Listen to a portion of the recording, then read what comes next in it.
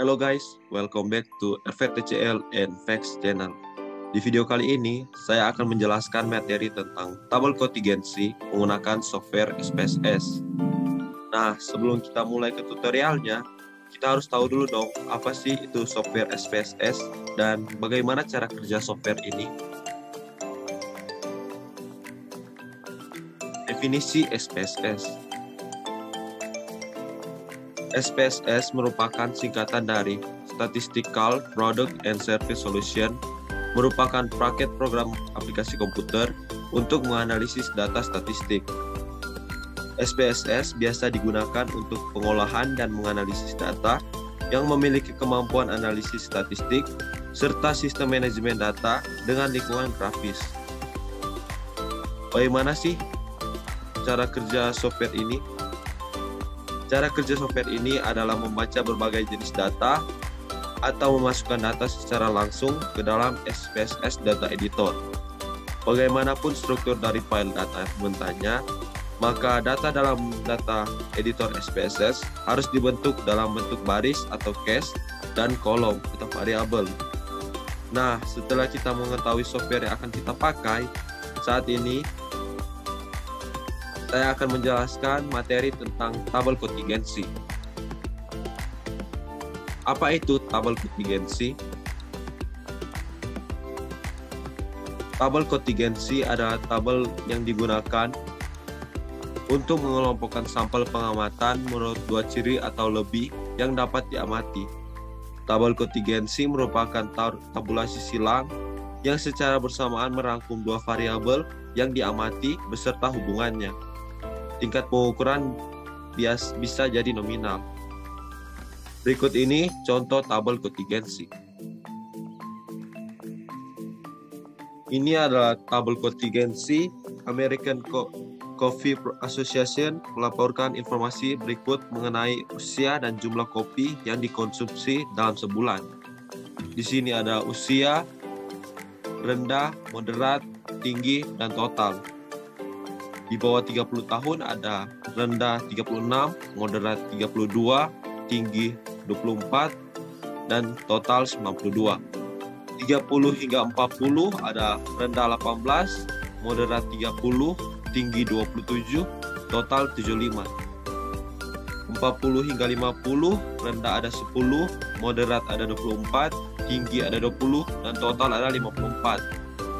50 lebih, rendah ada 29, moderat ada 24, tinggi ada 29, dan total 79.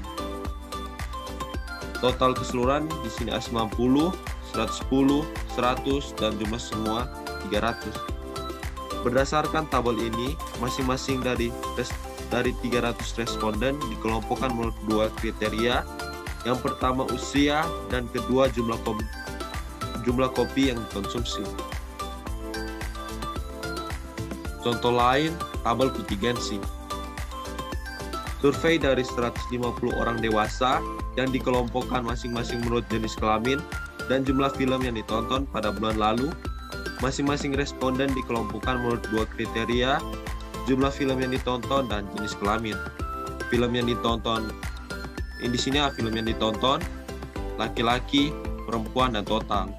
Film yang ditonton kosong, laki-laki ada 20, perempuan 40, dan total 60. Satu film yang ditonton, laki-laki 40, perempuan 30, dan total 70. Dua atau lebih, laki-laki 10, perempuan 10, total 20. Total keseluruhan di sini 70, 80, dan 150. Setelah kita mengetahui apa itu tabel kontingensi dan software SPSS, sekarang kita akan mulai menguji datanya di software SPSS. Tapi kita harus mengambil dulu data dari BPS. Kita masuk ke Google dan mengklik BPS.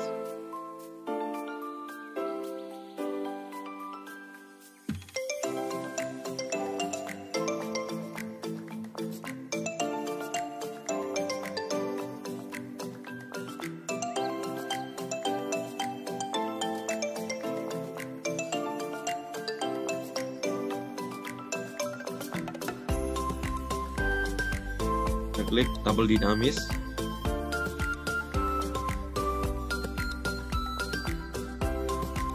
Di sini saya memilih subjeknya pendidikan.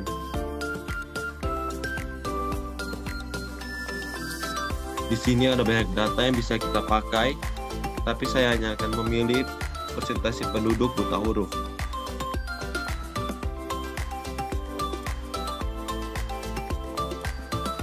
Dari tahun 2011 sampai 2021 atau 10 tahun terakhir.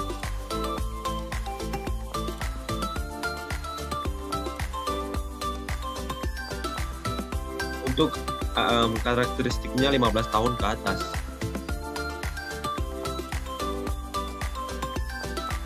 Saya memilih Provinsi Sulawesi Utara.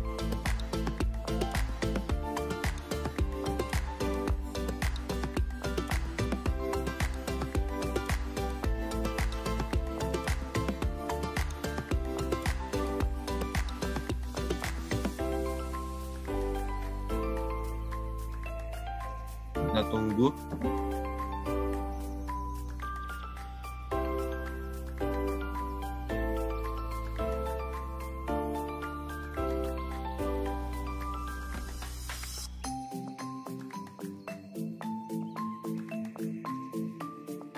Inilah data tabel dinamis persentase penduduk buta huruf Provinsi Sulawesi Utara dari tahun 2011 sampai tahun 2021. Tahun 2021 0,20, tahun 2020 0,21, tahun 2019 0,20, tahun 2018 0,3, 2017 0,24, 2016 0,21, 2015 0,37, 2024 0,40, 2013 0,87, 2012 1,17, 2011 1,23. Ini data yang akan kita pakai pada software SPSS nanti.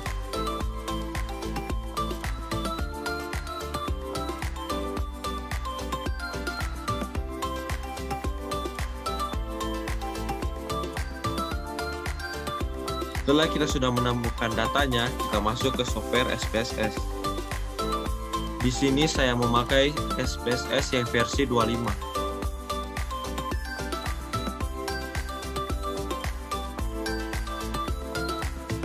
Kita klik variable view dan memasukkan tahun dan data.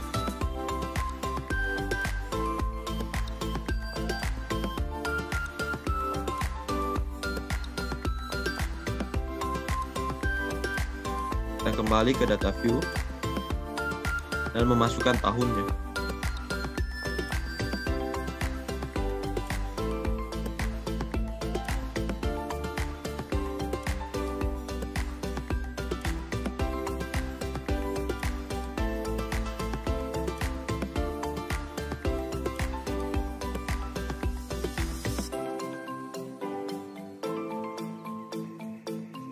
Begitu juga dengan datanya.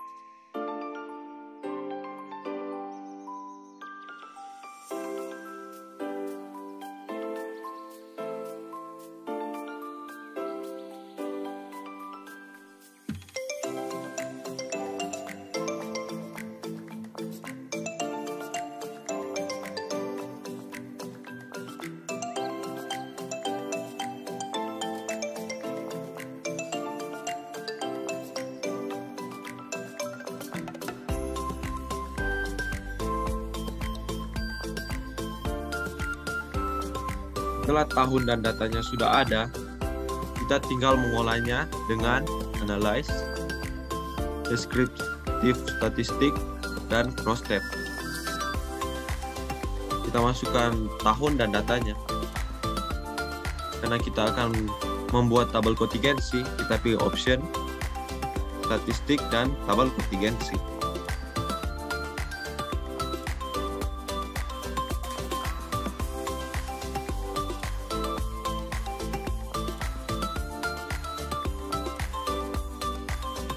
dan oke. Ini adalah tabel kontingensi persentase penduduk buta huruf Provinsi Sulawesi Utara dari tahun 2011 sampai tahun 2021.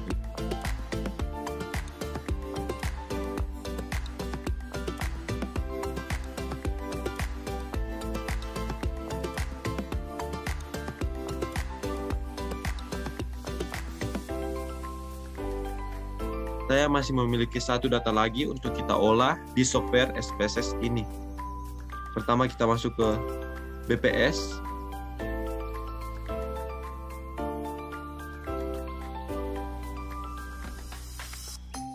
Kita pilih gender.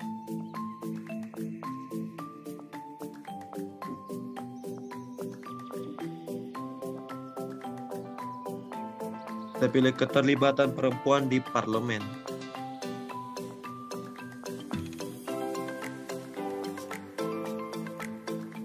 Dari sama seperti tadi, dari tahun 2011 sampai 2021.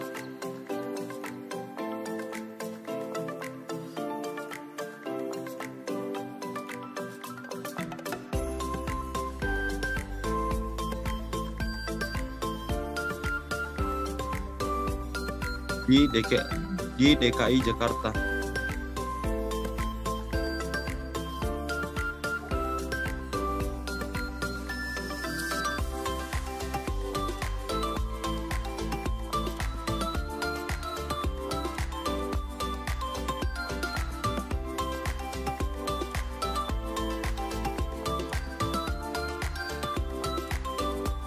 Ini ada data keterlibatan perempuan di parlemen dalam bentuk persen Provinsi Sulawesi Utara, Provinsi DKI Jakarta dari tahun 2011 sampai tahun 2021 dalam bentuk persen.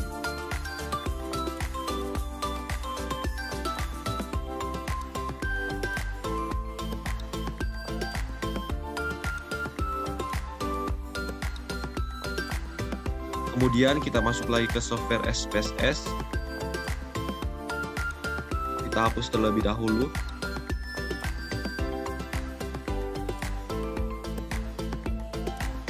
Dan memasukkan data dan tahunnya lagi.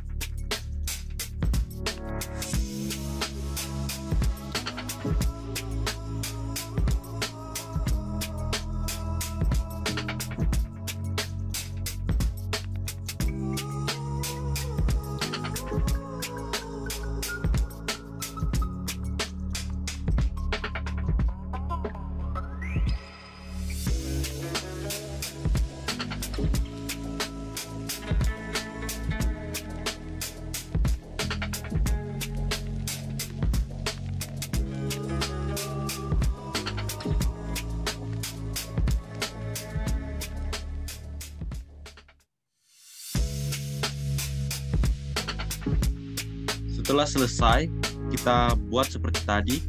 Kita klik Analyze, Descriptive Statistik, dan Cross-Tab. Kita pilih tabel kontingensi, dan oke. Ini adalah tabel kontingensi software SPSS tentang keterlibatan perempuan di parlemen dalam bentuk persen. Persentasenya keakuratan 100%.